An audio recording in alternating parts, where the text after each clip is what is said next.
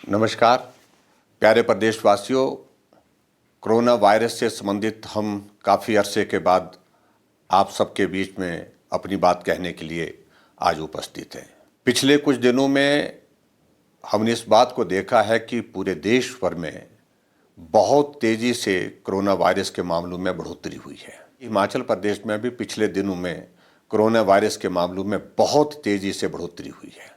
अब की बार ये देखने में आया है ये वायरस एक तो तेजी के साथ संक्रमण फैला रहा है और दूसरे इस बात को भी हमने देखा है कि डेथ भी बहुत ज़्यादा पूरे देश भर में भी और उसके साथ हम हिमाचल प्रदेश में अगर हम देखें तो हिमाचल प्रदेश में भी बहुत तेज़ी से मृत्यु दर में भी बढ़ोतरी हुई है, जो हमारे लिए चिंता का विषय है। हमने इस बात को देखा कि 23 फरवरी तक हिमाचल प्रदेश में कुल 58,423 मामले थे और एक्टिव केस सिर्फ मात्र 218 थे।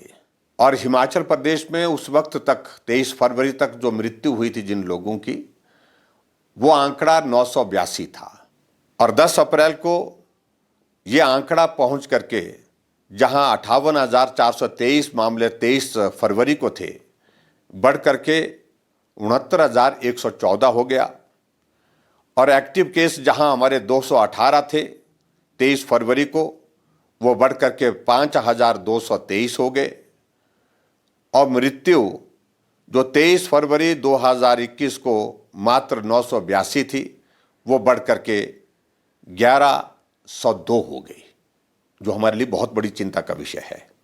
हम इस बात को भी देख रहे हैं कि पिछले 45 दिनों में जो नए मामले हिमाचल प्रदेश में आए हैं उनकी संख्या 10,691 है और उसके साथ जो मृत्यु जिन लोगों की हुई है 45 दिनों में 120 लोगों की मृत्यु हुई है, जो हमारे सबके लिए चिंता का विषय है।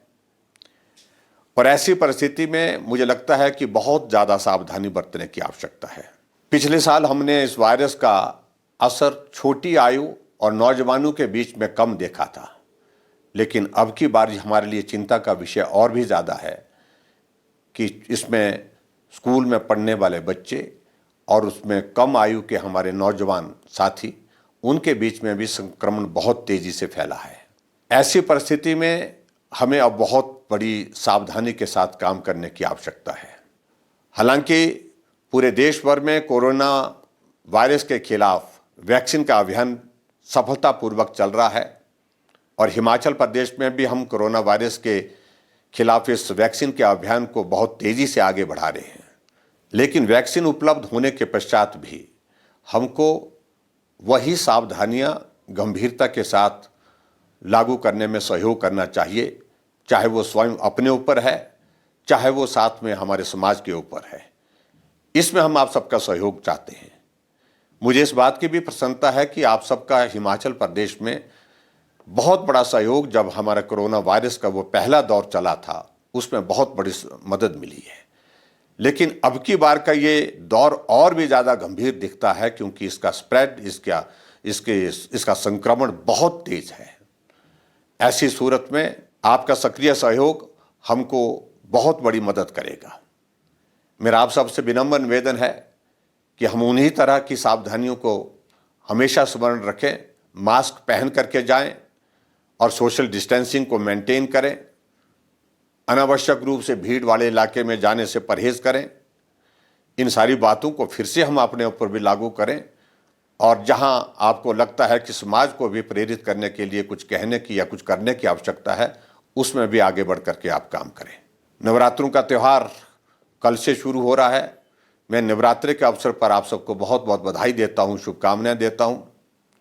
लेकिन परिस्थितियां हमारे सामने इस प्रकार की हैं, हमको नवरात्रों के दिनों में भी कुछ रिस्ट्रिक्शंस के साथ काम करने के लिए आप सबका सहयोग चाहिए।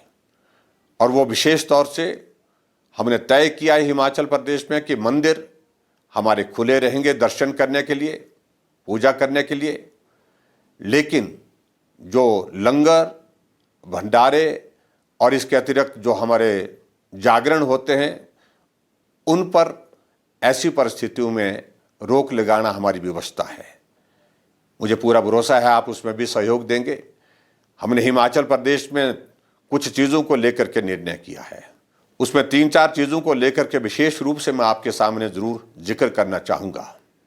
एक तो हमने तय किया है कि 21 तारीख तक हमारे स्कूल कॉलेजेस बंद रहेंगे, और उसके अतिरिक्त हमने ये भी तय किया है कि हिमाचल प्रदेश में जहाँ जिन राज्यों में ज़्यादा संक्रमण फैला है उन राज्यों से आने वाले सभी लोगों के लिए एक एडवाइजरी जारी करके कि वो अपने पिछले 72 घंटे की RT-PCR रिपोर्ट के साथ ही हिमाचल प्रदेश में प्रवेश करें।